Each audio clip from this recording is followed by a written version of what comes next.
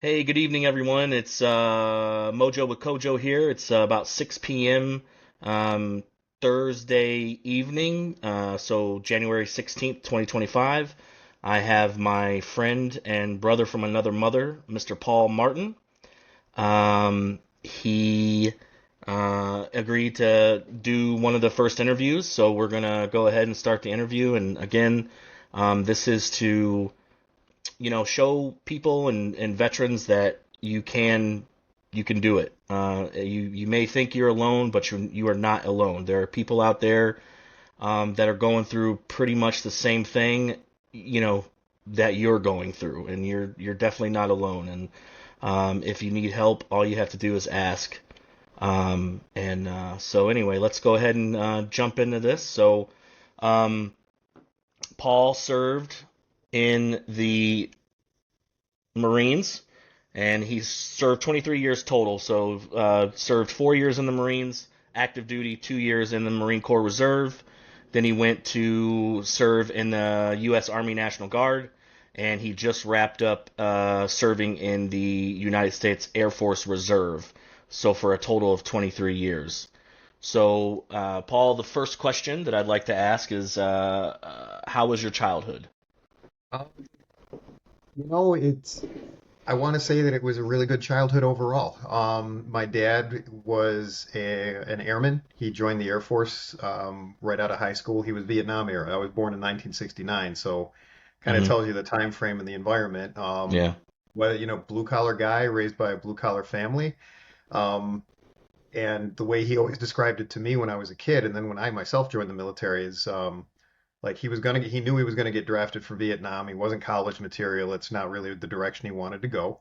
Right. And they were drafted people. So he's like, you know what? I'd rather make a choice than be told what to do. So Right. he joined the Air Force.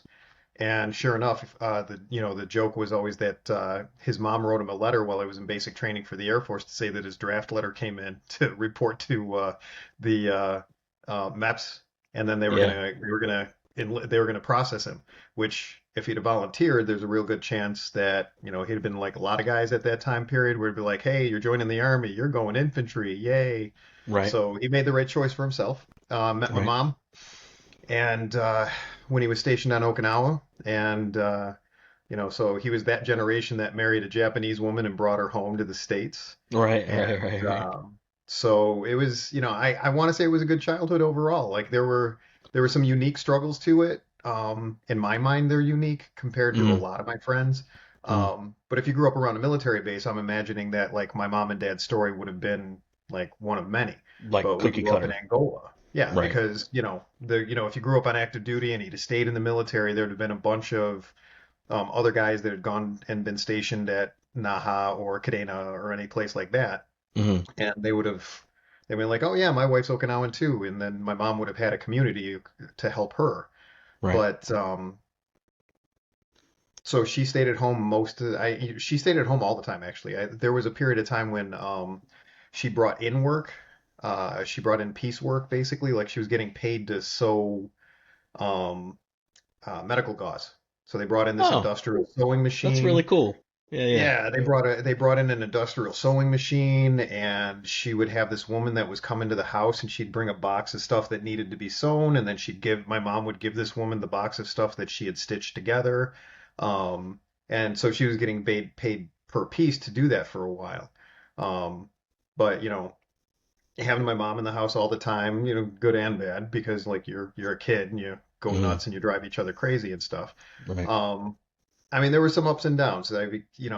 By no means was it ideal. It was a little bit closer to, um, like, I don't know if you know the Goldbergs, the TV show about the kid growing up in the 80s. And his mother's a smother. She just drives him crazy because she's always in his business. It I sounds mean, familiar, but I don't know. if anybody watching this knows, they'll get it. But the idea, like she was, when your mom's Asian, they call it a tiger mom. Now generically they Oh, call it okay. being a mother. Yeah. Yeah. So she was always in our business. But being an adult now and with kids of my own, I'm like, yeah, it was probably better that she was more involved than less involved. Mm. Uh, Mm-hmm. but there Mm-hmm. were struggles because she had no support network. She came to the U.S. She left behind family and friends in Okinawa, Mhm.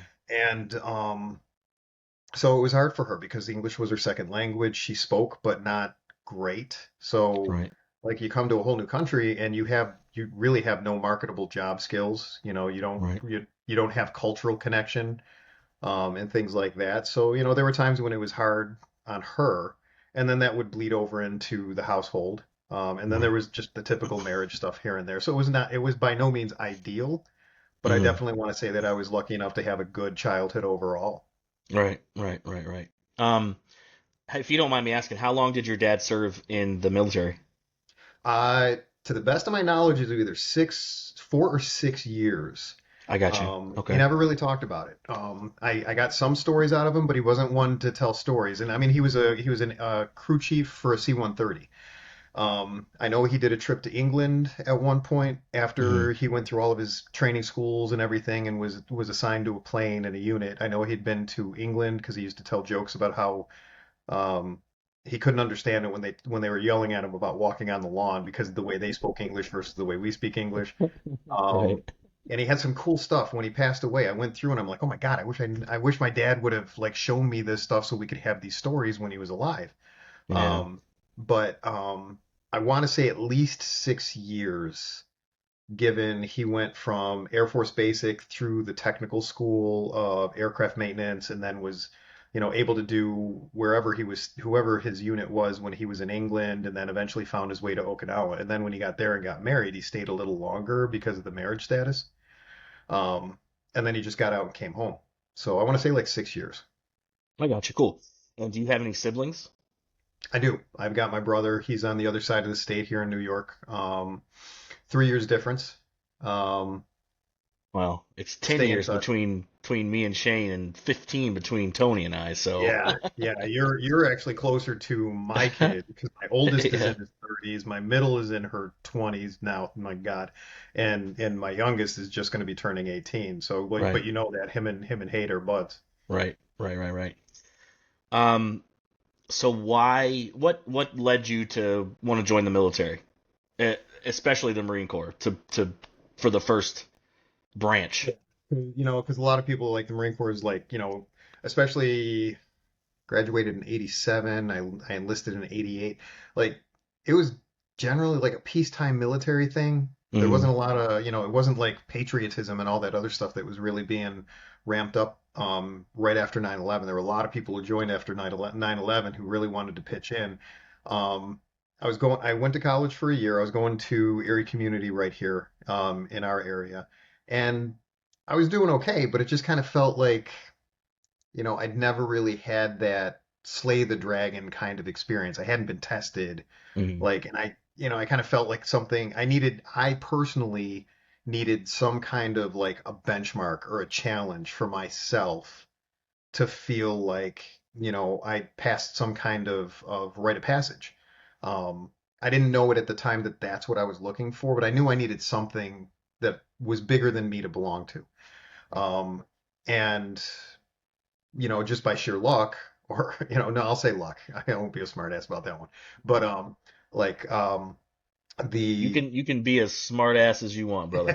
It's all good. I It's all know, like good. everybody digs into their military experience and stuff, but honestly, like I'd go back and do the Marine Corps again in a heartbeat if there Yeah. was a time machine, in a heartbeat. But a Marine recruiter called my mom while I was at school, and of all things, my Okinawan mother, who had been on mainland Japan. Suppose her story was that her and my grandmother, had fled when they knew that the bombings were going to, Hiroshima and Nagasaki were going to get bombed.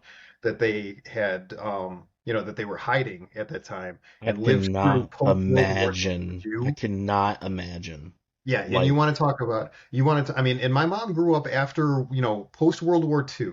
Okinawa had been leveled because it had been hmm. occupied by Americans. Marines came in and whooped the Japanese out of there. And the civilians had to live through that. No social Right. services, no public utilities. She literally grew up in a thatch roof hut with no Right. electricity at one point. I'm like, I could get away with nothing. I couldn't complain about a thing as a kid because Right. she would always have that story. She's like, she's like, you think you got it tough? I'm like, okay, Right. Right. but I tell you. Kids these days, man, they have no idea. I mean, especially my two kids, they have no idea how good they have it. It's Exactly. I try to say it now when because I still substitute occasionally. oh, cool. Um, and like Matt's friends and Matt himself and all of them, I'm just like, you know what? This is the price of, Matt especially because of the way he got to grow up. I'm like, this is the price of growing up almost too well loved. Like Hmm.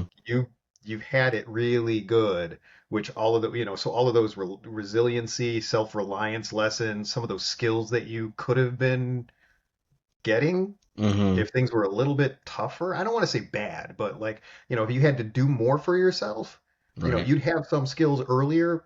They'll come, but Right. I don't want to hear any complaining because you got to learn it sometime. Right. Yeah.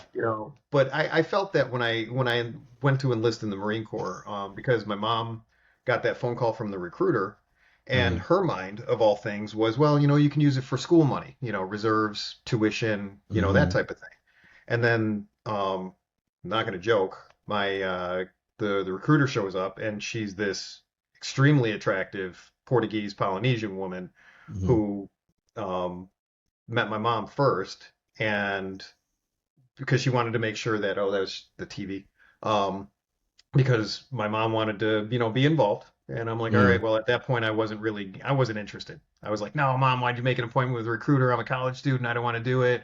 I see Right. the recruiter and I'm like, hey, she's cute. I'm not going to lie. But so that kind of opened up my mind a little bit. It made me receptive. Yeah. Um, but then she ended up befriending my mother a little bit because she was Polynesian, Hawaiian.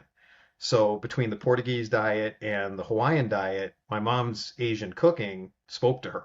Mm. So my mom sat down. She complimented my mom. We sat down. We're actually having a lunch. Like my mom made my lunch from scratch. Nice.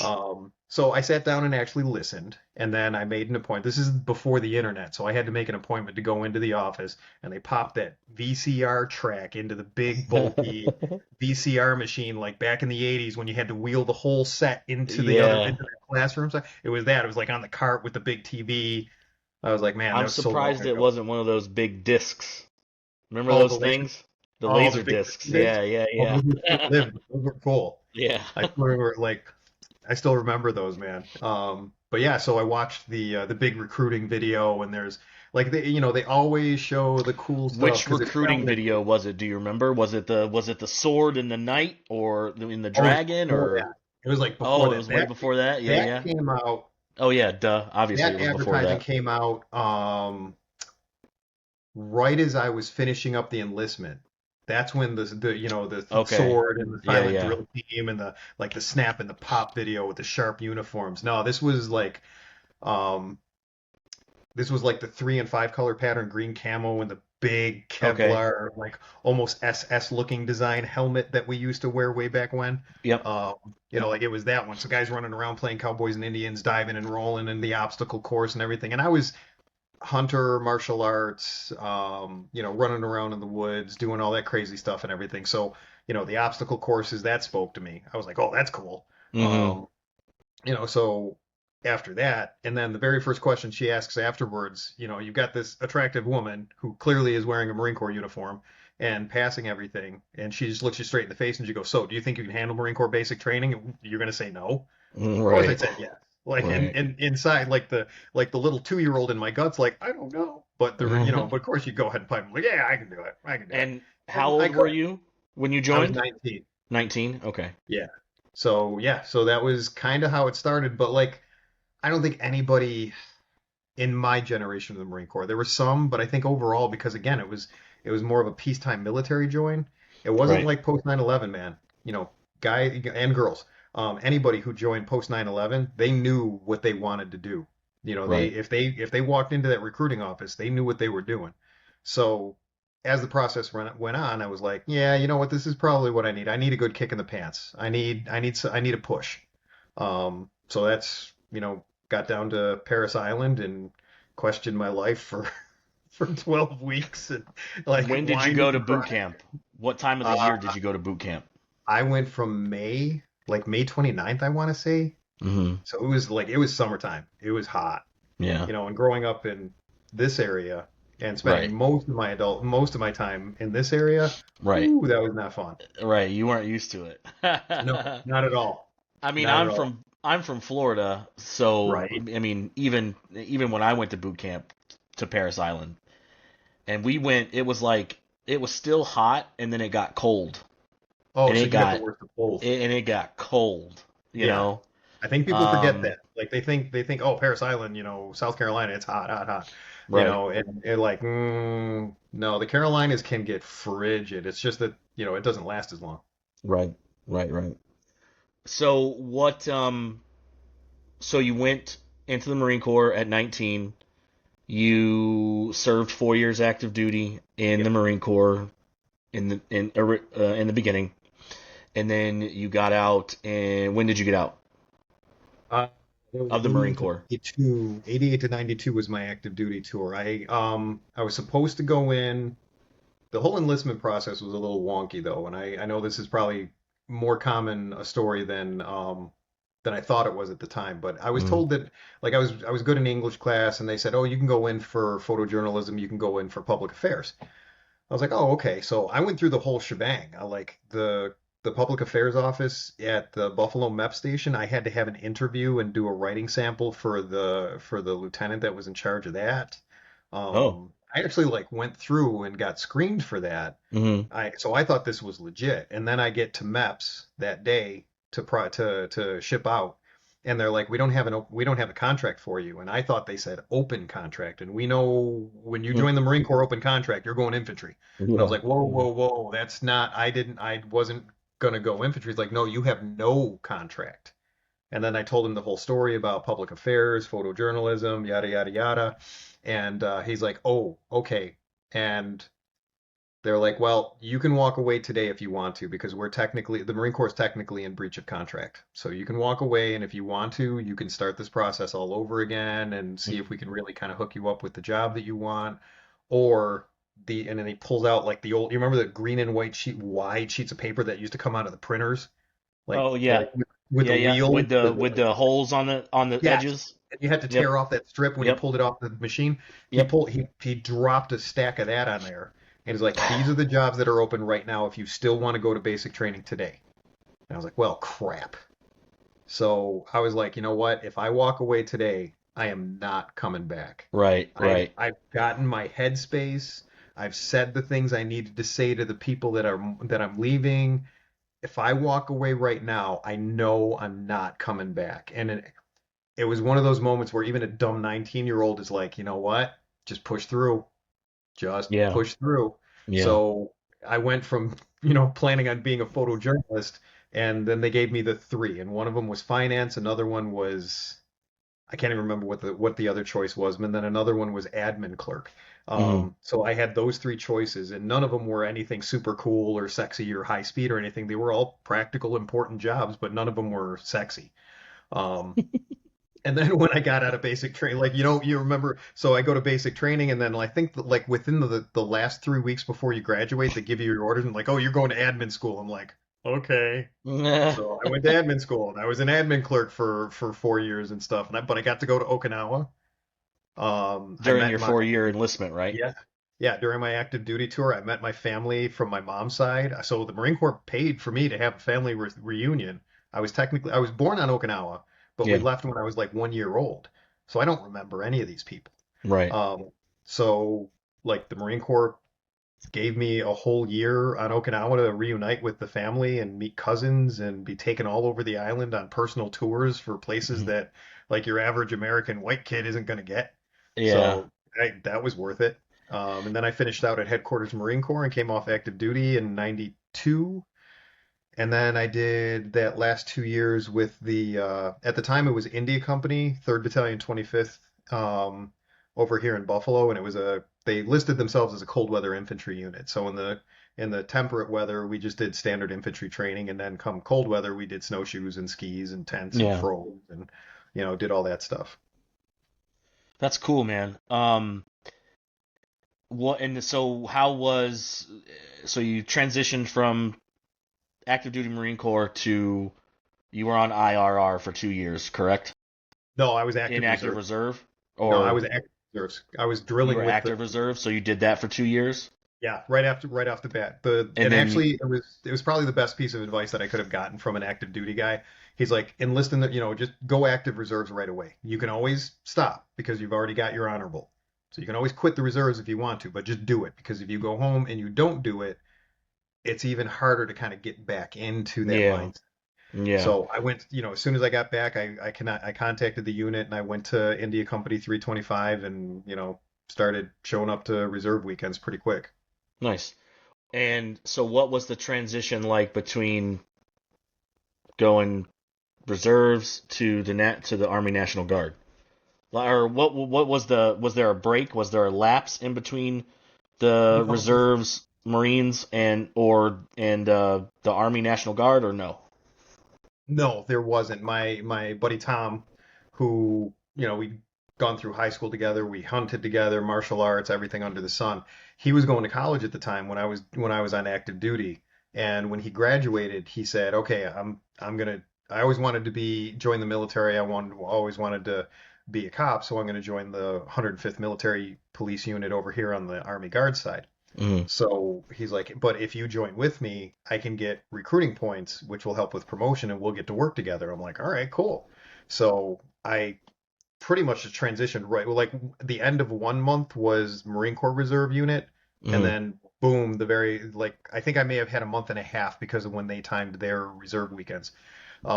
So a month and a half later, I'm showing up to Connecticut Street Armory, I Connecticut think. Street Armory. Yep. I think it was Connecticut Street Armory or Yep. Maston, one of the two.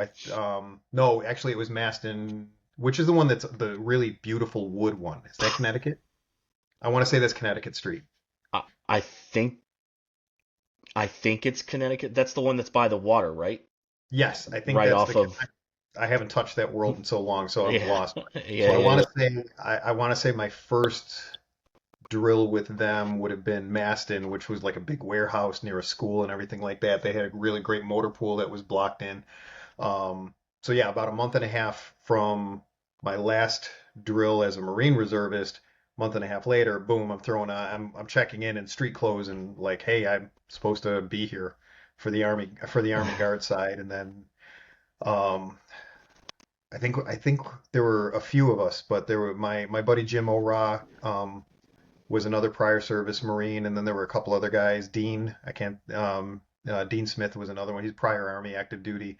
Like we Mhm. all kind of clicked together in our little crew there, along with Tom, and we'd uh, we'd showed up for the reserves for a little while, and then they sent us to sort of this hybrid military police school, where for 6 months we didn't show up to the unit. We went to um, Amherst, and there was like a 6 month like classroom instruction phase for military police training. And then once we completed and graduated that, we went down to Fort Leonard Wood, and for like 2.5 weeks they ran us through all of the field exercise and qualifications and stuff like that.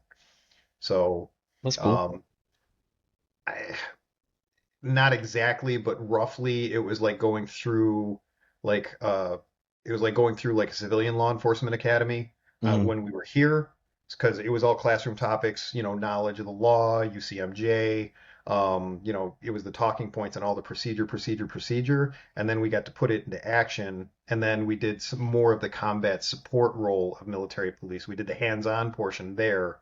Um, when we went to Fort Leonard Wood. So we got in Humvees and we drove convoys and we did exercises, and we practiced they didn't call it CQB at the time. It was Military Operations in an Urban Terrain was the jargon at the Yep. time.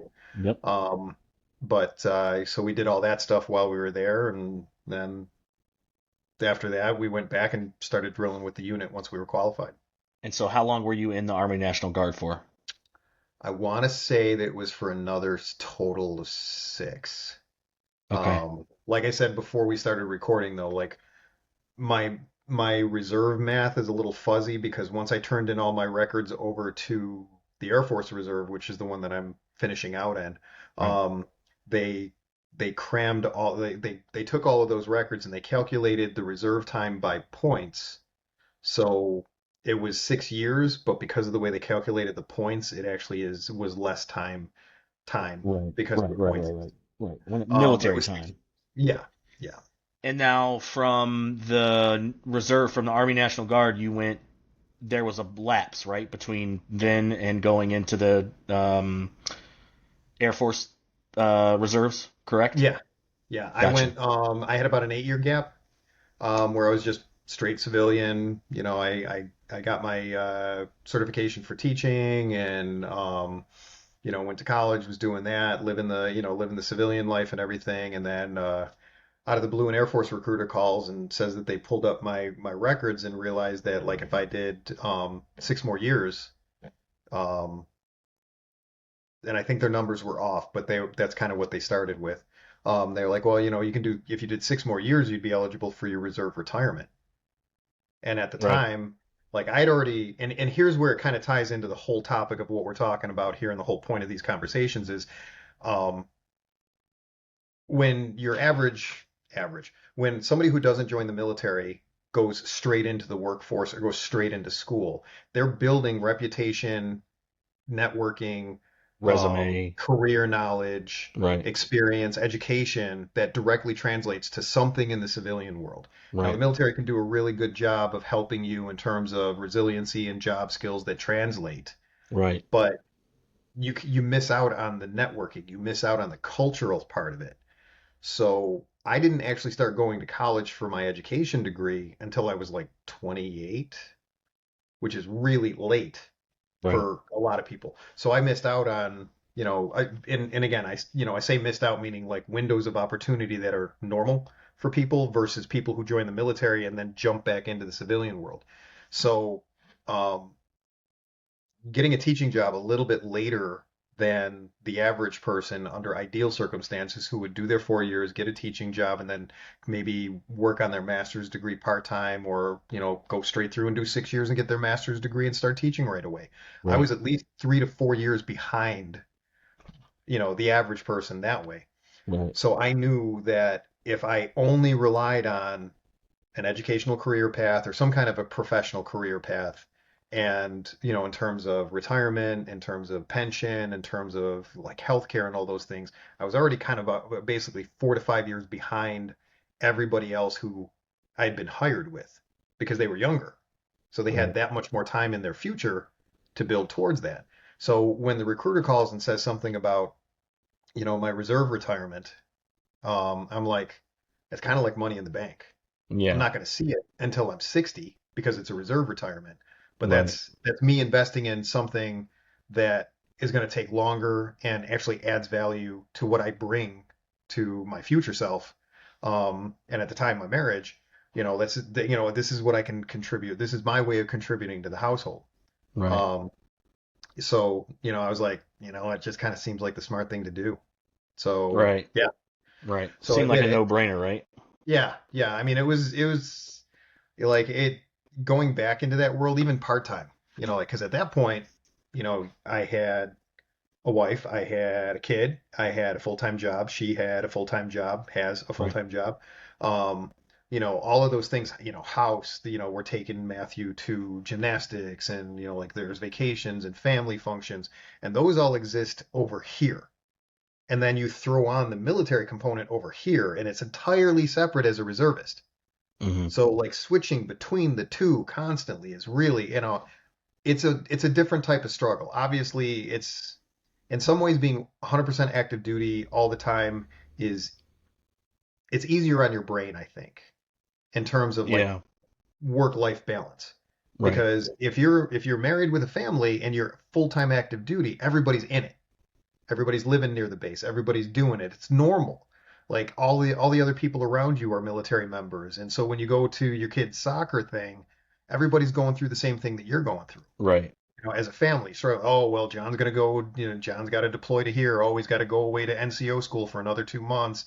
Sally's gonna get promoted, but she's got to do this, this, and this. It's normal. It's part of your everyday life. But as a reservist, there's all your civilian lifestyle things over here, and then you again have to walk away from it to go do the military thing. So all of this kind of goes on pause. And we all Right. know legally your job can't hold it against you. They can't not promote you. They can't not do this. They can't hold up your, your raises, they can't fire you, all of those things. But those are still windows of time that you feel like you're neglecting something over here. Right. Right. You feel like, oh geez, I should be home because I know it's 5 o'clock at night. I'm at NCO school, or I'm at, like in my case, I had to go back to security forces because my MP training in the Army had been 8 years prior. So they said, we got to send you back to our school. So I went to security forces school for the Air Force for 3 months. Wow. So, like the whole time I'm there, and thank God for the technology of the time, we could talk, we could video chat. Right. There were a couple times when we actually watched TV shows together at the same time and kind of simulcasted them. That's cool. But like, as a reservist, it's not part of your everyday lifestyle, so it feels like you're choosing one over the other, and it has its own form of a struggle. By no Right. means is it worse or better. It's just a different struggle. Right. So was there during that break, that 6 or 8 year break, um, did you experience any kind of like negativity from, you know, coworkers or like, when you went for job interviews, did you get the hairy eyeball because, you served in the military or or because they knew you were a Marine and Marines are quote unquote crazy? Um, did any of that? Like, how was that? What was that like? When I got off active duty the first time with the Marine Corps, the kind of like, ooh, Marine, um, that was there. It was more sort of like a, oh my gosh, you were a Marine? It was like a, oh wow type of reaction overall.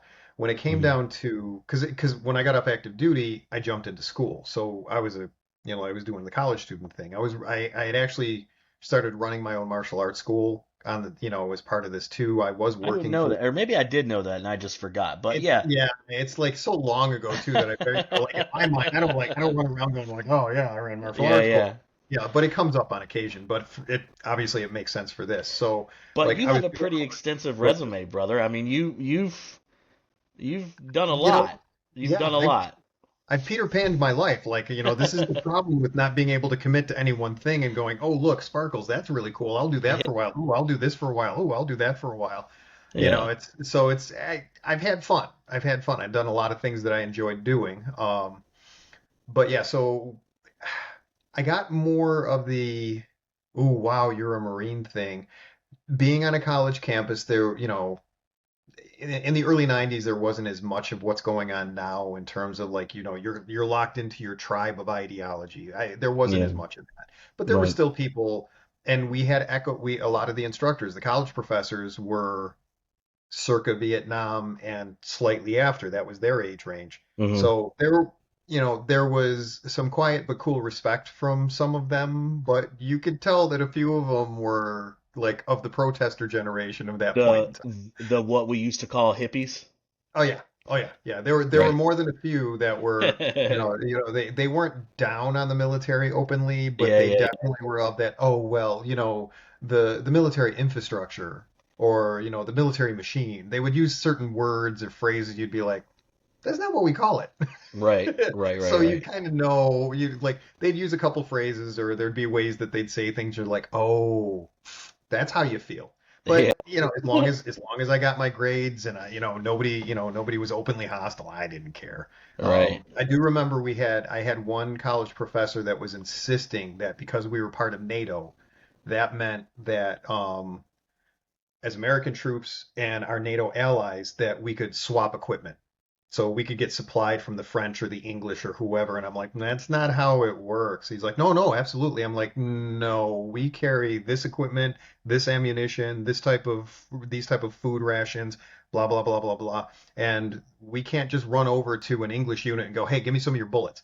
It's not how it Right. works. That's Right. not how it works. I mean, we coordinate, but Right. like, it's not like we're uniform. We're not Right. uniform with the Brits or the French or the Italians or anybody else. Right. And then So all there right, were so there were some college professors excuse that me. were like that.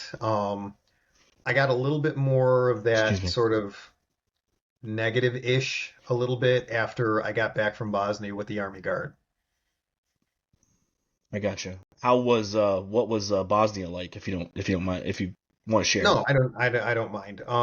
Honestly, like relative, and I'll start out by saying like relative to what a lot of guys who've gone to Afghanistan and done a lot of um, the recent Mideast joy that we've experienced, Hmm. it was not that bad. Um, but constantly being in a state of readiness under any Hmm. circumstances can take its Hmm. toll. Hmm. But we were there primarily for peacekeeping. So Bosnia was like almost forever ago in a lot of people's mind. But essentially, it was an internal civil war between different factions. Right. Similar in some ways to what happened in Rwanda. Hmm. In that way, you had different tribes basically that Right. were killing each other off. And the Serbs were doing a lot of heinous things to their own people.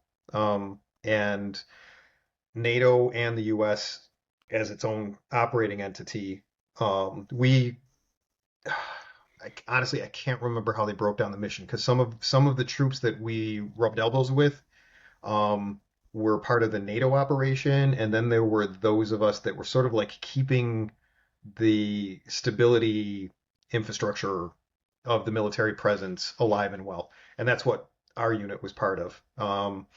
So we were doing peacekeeping operations, and we were supporting the peacekeeping operations. Right.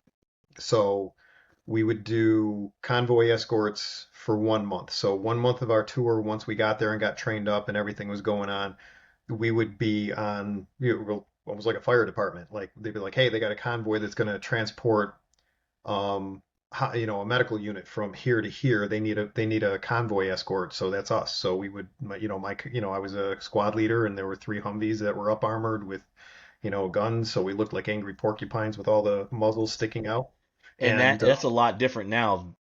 I mean, very, you know, armor then compared to now is a lot different.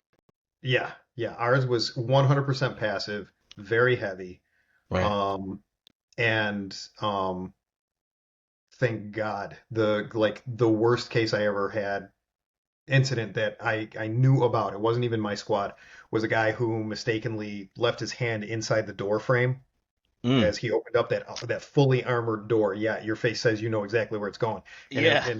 Bosnia gets weather like we do. Like Yeah. like I would call home and Wet stuff like and that. nasty and And cold and so and like imagine this time of year right. here, I'd call and be like, hey, what's the weather like there? Like, oh, it's we're getting a blizzard. 3 days later, we would be getting a blizzard in Bosnia. So Hmm. the weather was exactly the same. So guy's got his hand in the frame, wind gusts up, middle of a snowstorm, bam, right on there. And I mean these doors were Oh. heavy. So I Oh. mean, and that's the way it was. Yeah. But so we would escort medical. We used to escort payroll. We escorted the army band that was going around and doing a morale tour. That's cool. Um, we And how reinforced. long were you in Bosnia for? We were in country. I want to say that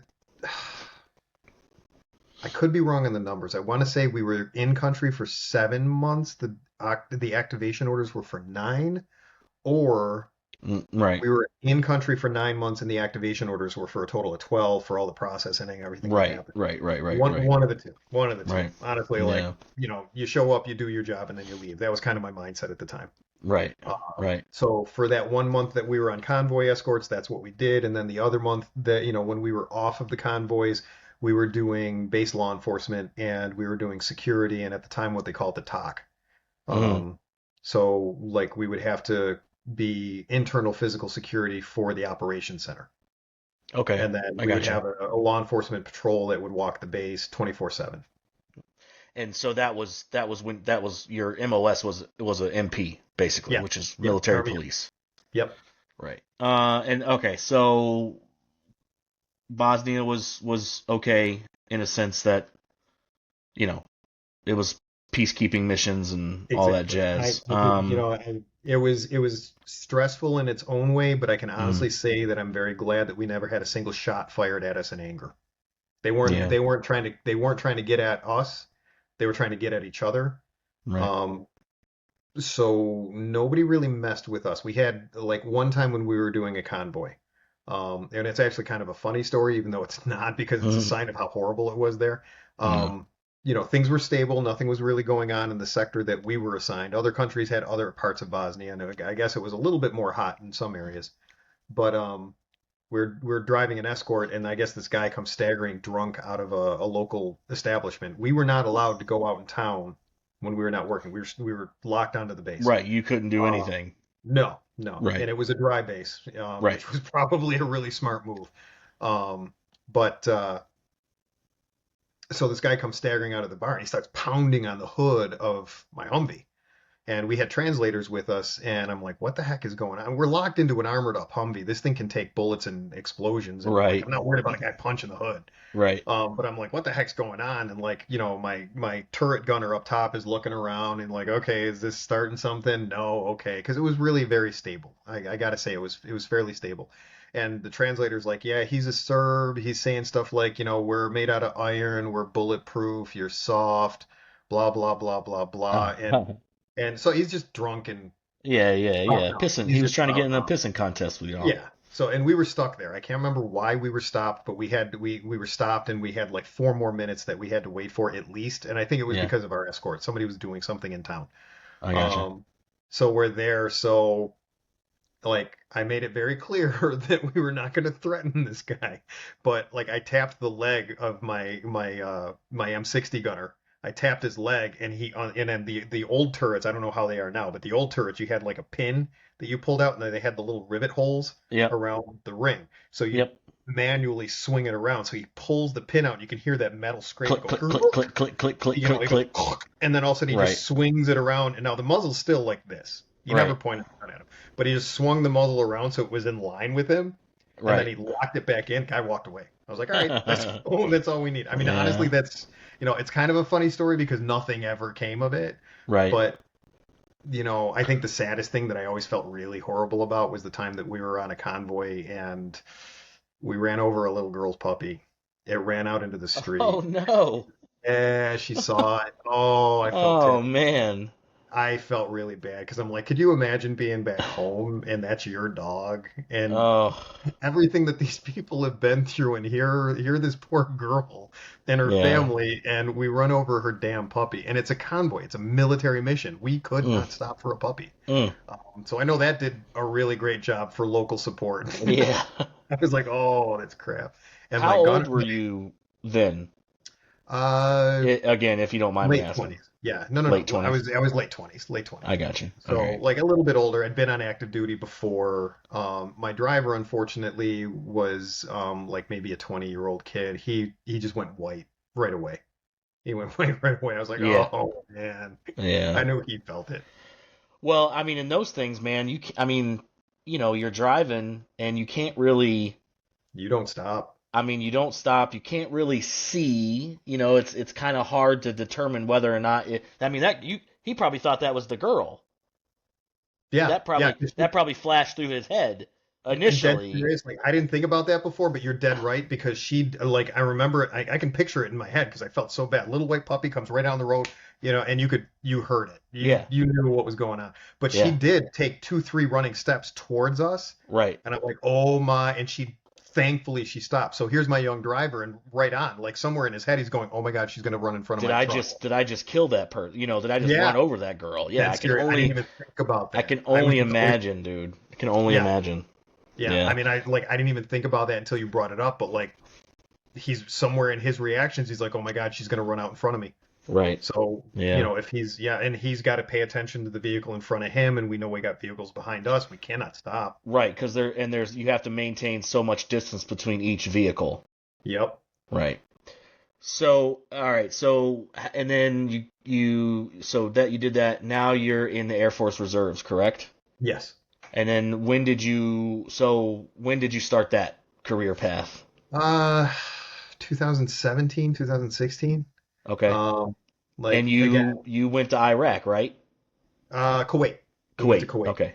Yeah. Okay. So, we went The there green to, zone, right? yeah, we were there doing physical security for Ali Salim. So that's sort of like I call it the Chicago O'Hare of, it's a hub base where Right. everything comes in and out of. Right. So we were physical security there, pretty much the same thing that would happen at Niagara Falls or any other base here in the States. We did physical security, we did entry control points, patrols, We controlled access to and from the flight line for security purposes and everything. But since Kuwait was a host nation and a friendly, it was again, it was a pretty low stress internally. It was a pretty low stress environment, Hmm. because it's a host nation. It's not like we're not. It's not like being in Iraq, where we've won and we've occupied and now we're stabilizing. It was It's Kuwait. kind of like, and I don't mean to like discredit, this is not like a hack on going to Qatar or anything. Like, it's not. That's not what I'm trying to say. But it's kind of like a vacation, kind of sorta. It was very low key in the In a beginning, and there's no disrespect in that at all. Because when being there, I was looking at it, and before I went, because this was my very first time deploying or going anywhere with the Air Force, I was gearing my brain up for a Marine Corps or Army deployment. Yeah, Like that was where my head was going. right, And so like I'm ramping my brain up and I'm like, all right, we got to be ready for this. We got to be ready for that. Turn this part of your brain back on. It's been off for a little while. right. Um, like I was fit as hell. Yada yada yada. And Oh, then we you're get still fit, brother. You're still fit as a fiddle. Come this is on, how man. old men don't Give die. yourself some credit, brother. Um, Yeah, and let's. How old are you right I'm now? 55. I'm You're 55. 55, and you have a six pack, so you're good. You're good. You're good, brother. Anyways, but yeah, so like I had that mindset before we went, and then we get there, and there's like they got a game room, Right, and there's like right. The Air all the Force, man, is the way to oh go, they bro. they My brother, living my was good. oldest brother, Tony, served in the Air Force, and he was like, when he found out I was going in the Marine Corps, he was like, bro, you picked the wrong branch. Oh yeah. And then we went to, obviously, like Marine Corps is a lot different, Oh yeah. when it comes to like amenities, I'll say. When we deployed to Afghanistan in 2009, we had to stop over in Kyrgyzstan, which at the time was the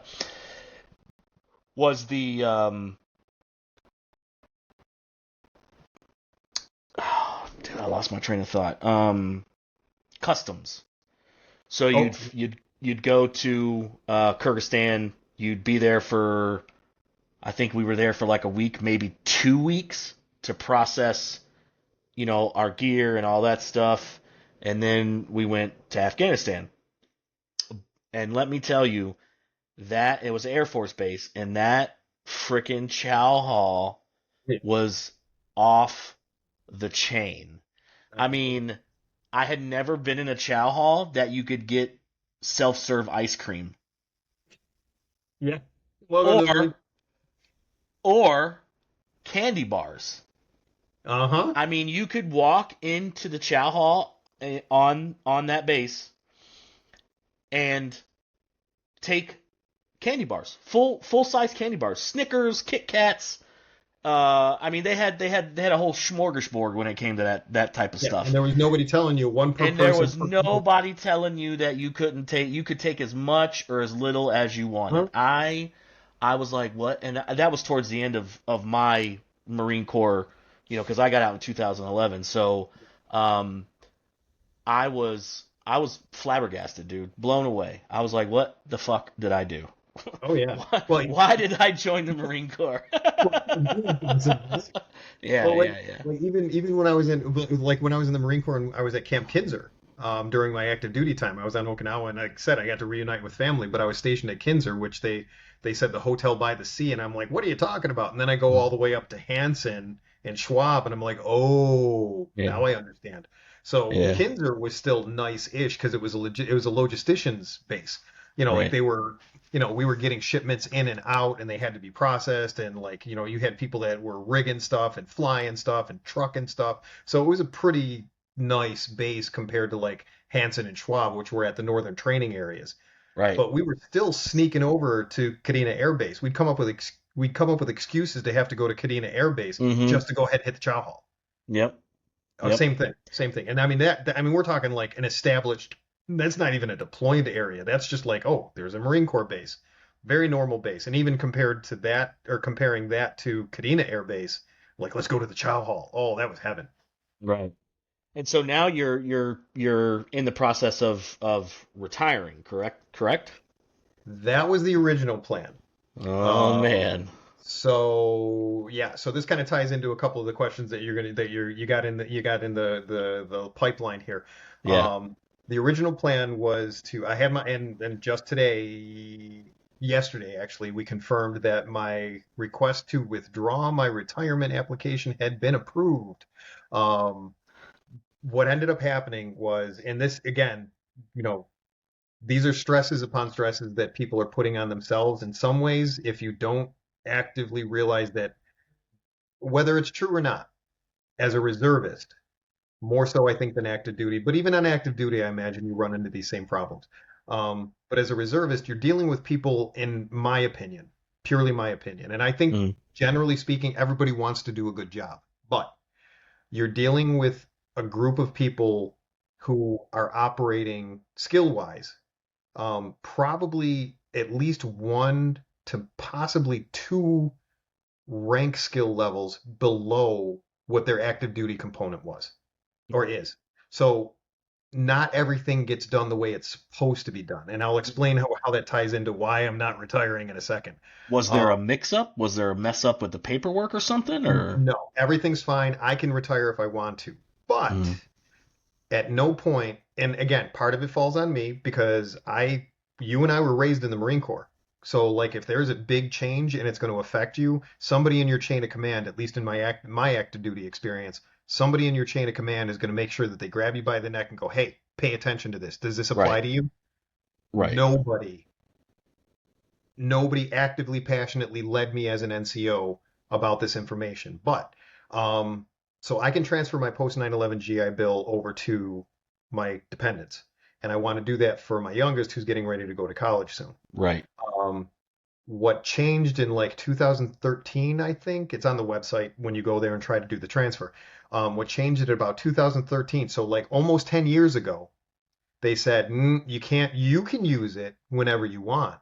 But if you want to Hmm. transfer your post 9/11 GI Bill to somebody else, you have to be retainable for 4 years in front of you.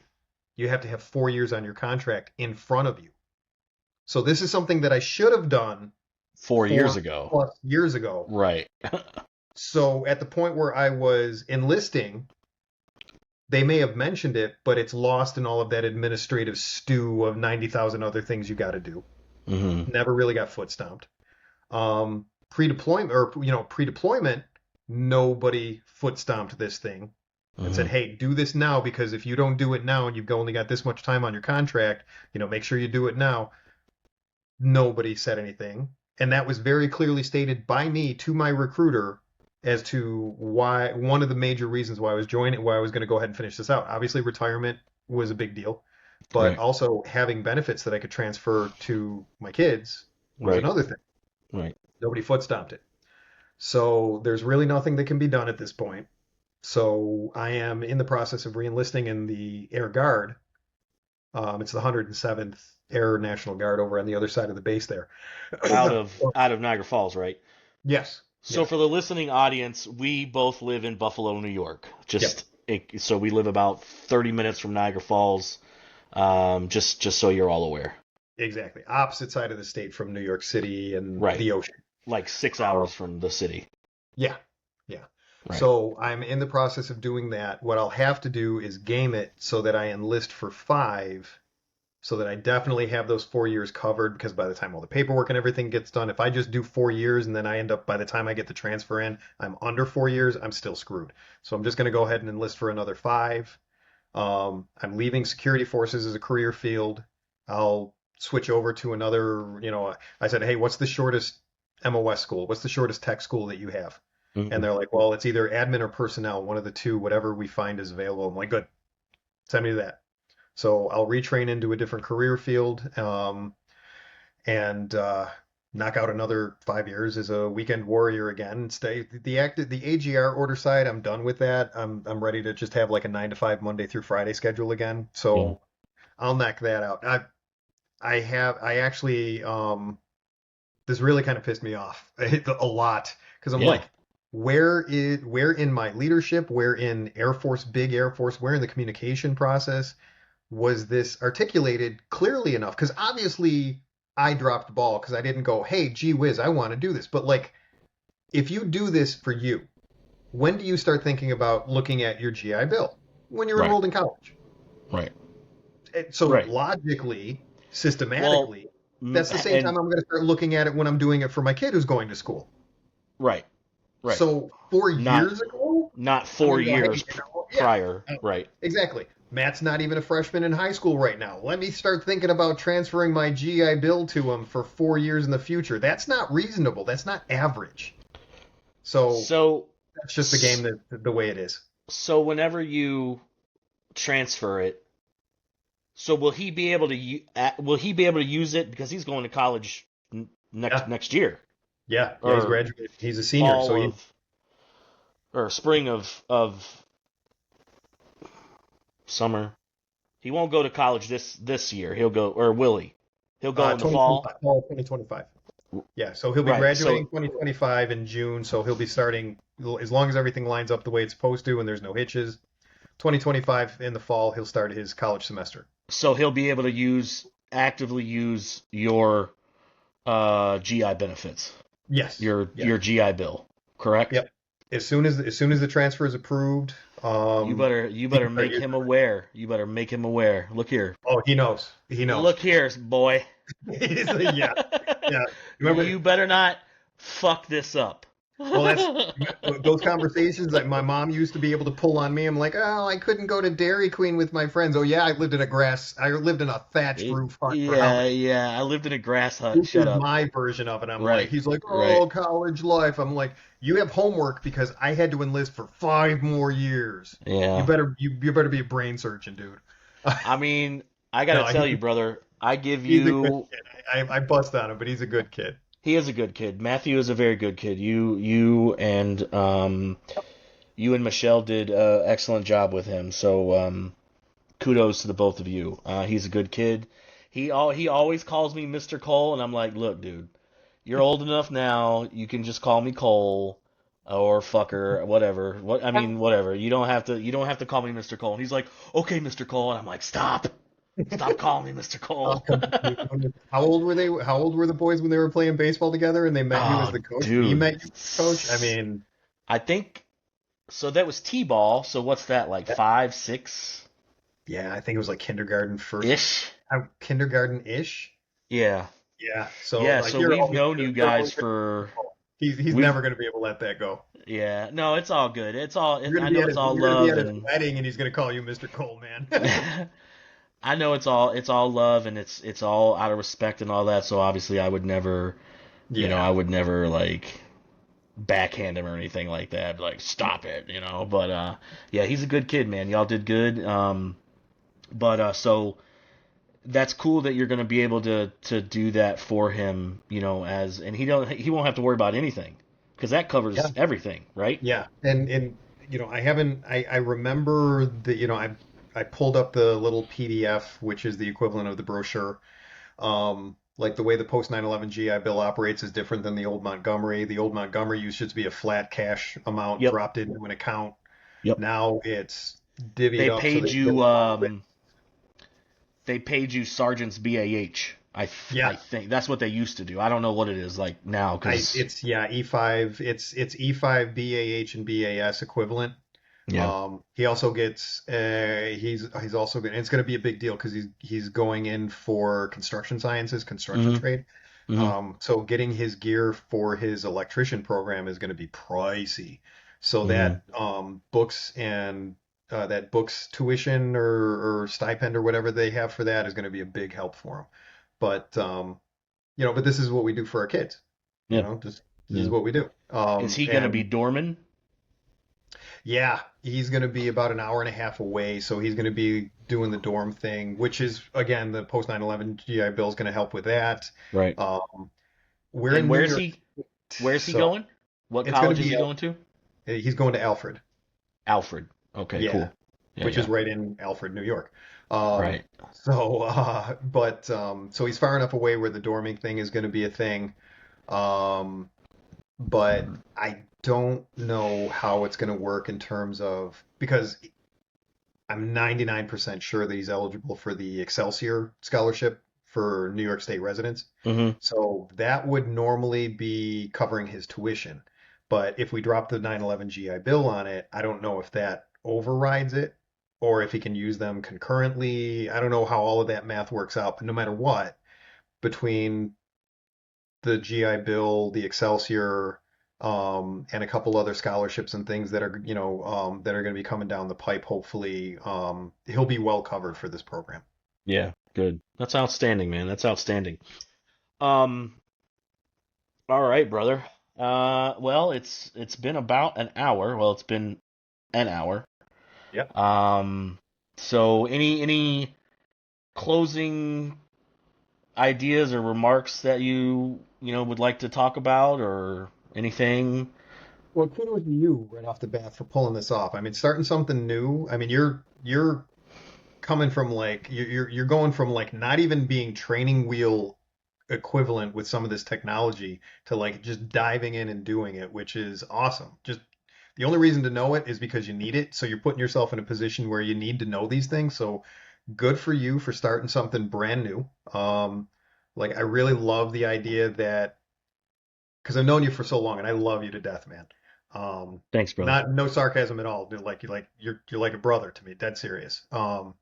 Like so the idea of finding a purpose that makes you feel like you're doing something good for the world. Hold on to that, man. That is awesome. Um, and we said it in text too, like, and no disrespect to full-on combat vets, infantrymen, spec ops guys, and stuff like that. But I worry that the popularity of, and full respect to them, I think they're awesome. Guys like Sean Ryan, these guys that have this unbelievable, but like less than 1% of the total military career experience of being at that elite level and telling those stories and living those experiences. That's awesome to see because in order to pull that off, you have to like exemplify everything awesome about the military and individuals who excel have to do. Um, but that's not everybody's story, and that's not the majority of the stories. You and I are the majority of the stories. Right. Like guys that got a mixed bag of like a couple tours. You weren't, you weren't the tip of the spear, but you still had to deal with all of the struggles and stuff like that. In my case, the mix of reserve and active duty time and like all the struggles that go with that. Creating a voice for the everyday veteran, I think that's a really important thing right now because the popular bloggers out there that are talking about military experience, they get a lot of street credit for being spec ops guys, and they've earned it. I have no disrespect for that at all. Right. But at the same time, I think it can make some people feel like, oh, well, I'm not as cool as, or my problems or my struggles aren't the same as, or, they kind of start putting themselves on this measuring stick of bullshit in my mind. But like, Right. if you went away from home and you were away for 3 months and you missed birthdays and you were living in a tent with a noisy ass air conditioner and you had to walk out of your cot to go take a shower in a trailer or maybe even less. Right. And, if you lived that lifestyle in any capacity and and your ears are shot because, you had to qualify with your weapons and then you lived around, giant generators because everything was temporary, for 6, 8, 12 months at a time. And you did that many, many, many times. Right. Respect. Right. Shit went down. You Right. deserve, there is nothing wrong with you saying, hey, you know what? I'm carrying some baggage. Things happen to me. And that the idea that that's your message, I fully love that to death. Really, really do. Really, really love that because, um, like I said, like I started out with this whole thing is like, there are a lot of guys and girls, there's a lot of female service members and everything too that are going through exactly the same thing. And in some ways it's harder for them because they're a smaller percentage and it's harder for the general public to recognize female veterans and what they struggle with, which is just as much, in some cases worse, than Yeah. male veterans. Um, 100%. Yeah. like that struggle is real for all of us. So Right. even if it's just swapping war stories like this, but in the end, I would say, and I'm a latecomer to this, and you're gonna laugh, go to the VA. You've been on Yeah. me for years. Oh my God, I, you've been on me for years. I really, you know what? I'm really glad that you brought that up. For But I every would say for go to the VA. Even if you don't think you got anything going on, just get in the system. I should have listened to you Yep. how many years ago when you were telling me that? Uh, at least 6 years ago, at least. Yeah. Yeah. But yeah, I mean, I'm glad you We'll let bring it that come. up. Yeah. I'm glad you bring that up to the to the listening audience, to all you veterans out there that think you don't deserve anything, Or don't trust the fact that it's going to or do anything or they're going to do anything. Just do it. right, just do it. I mean, the worst that they're gonna tell you is no, and if they tell you no, guess what? You might have to fight. I mean, it took me, not to go off topic or anything like that, but not to draw this out any longer, but it took me 7 years to get a diagnosis of what I have, PTSD and all that stuff. So Yeah. it's not in it, and I know the system, the overall system, I think is getting better. I believe it's getting better. Agreed. Um, So I trust your observation. but I think you have to be able to you have to be able to advocate for yourself. You know what I Yes. mean? Like that's the big key, is being able to speak up even though you feel like you shouldn't have to. You owe it to yourself. If you serve this country honorably and got out and feel like you don't have there's nothing wrong with you, or you never got hurt or anything like that, you owe it to yourself to at least, apply for benefits, or get. I can't tell you how many veterans I talk to that don't even know, aren't even registered with the VA, have never gotten medical care through the VA for a whole, uh, uh, wide array of reasons. They don't trust the VA. They don't, Yeah. and that's a big thing, and that's primarily like the Vietnam era. Even our generation, like IRAT, OEF, OIF, that generation, that's it's kind of borderline with I don't trust, because I was like that when I got out of the Marine Corps. I didn't want shit to do with. We inherited that mindset from the Vietnam era and generation just after that were our leaders, Right, our NCOs, our officers. We right, inherited that. So that's cultural distrust. right. It's not as bad. It's definitely not as There bad, but are bad. there are good people that work at the VA. I worked with quite a few of them, um, through the homeless program and all that jazz. And I mean, I just can't say, I can't speak high enough of the VA homeless program and everything that they do for the homeless veterans in this community. I mean, they're out there like trying to track these dudes and these ladies down to try and get them housed, and really doing everything they within their power to help. But you owe it to yourself to at least get the information. Right? And if that's all you want to do is get the information, and it's not for you, then hey, so be it. You did more than 99.9% of the veteran population has done to this point. But yeah, like, and I'm glad you brought that up. I'm super stoked, and that you mentioned that. And Quick sidebar. It's never too late because at the point where my yep, dad, again, Air Force veteran, Vietnam era, probably one contract, like maybe 6 years.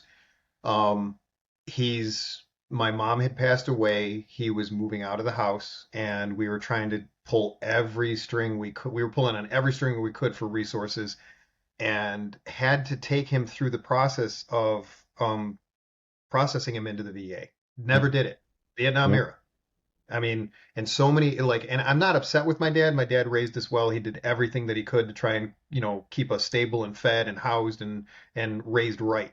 right. But there were so many benefits that he would have So had it many benefits. So many if benefits. he had done the VA thing earlier. But again, that Vietnam generation of, nah, I'm done with my military service. I don't trust them. They screw everybody over anyways. I didn't lose a leg. I didn't go to combat. That was his mindset as a support crew guy. Like he was Air Force, he was a crew chief. He didn't get shot at, so why should he go to the VA? He doesn't have anything wrong. Well, maybe he did and didn't, but he didn't look into it. No. So there were so many things that could have helped us as a family. So you don't just owe it to yourself. You owe it to your dependents, your family that you're taking care of, that if it's there to help not just you, you earned that to give to your family, like my situation.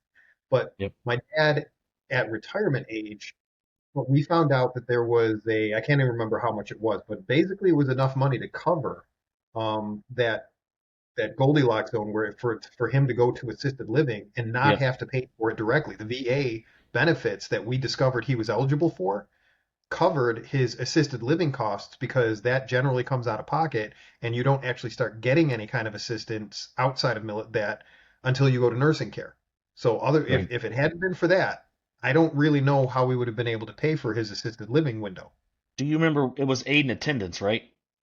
Yes, it was called aid and Yeah. attendant. Yep. Bam, Yep. exactly. Um, and to your point, advocating for yourself doesn't mean doing it yourself. I had no idea. You introduced me to Rob Stutz and these guys.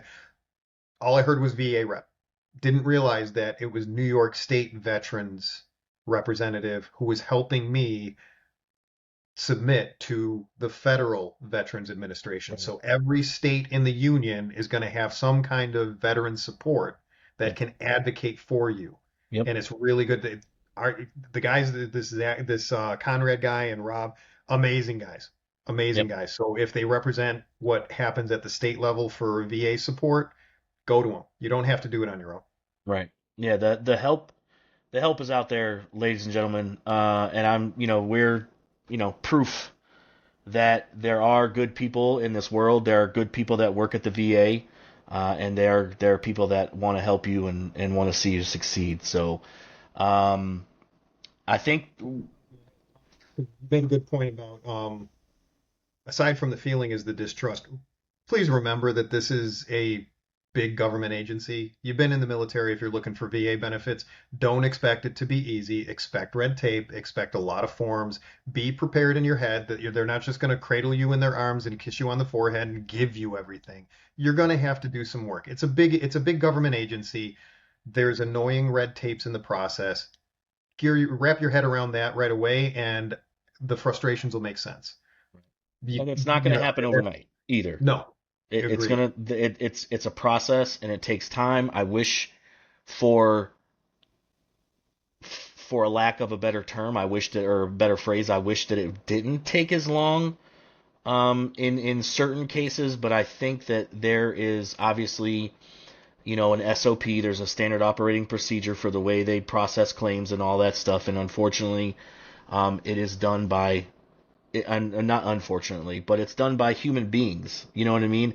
And it takes human beings time to, you know, go through your medical record and all that stuff, and do all the stuff that you have to go do. But I think maybe what I'd maybe on a later episode, maybe I can get one of those guys on, Rob or Conrad or even Chad, who helped me with my service claim.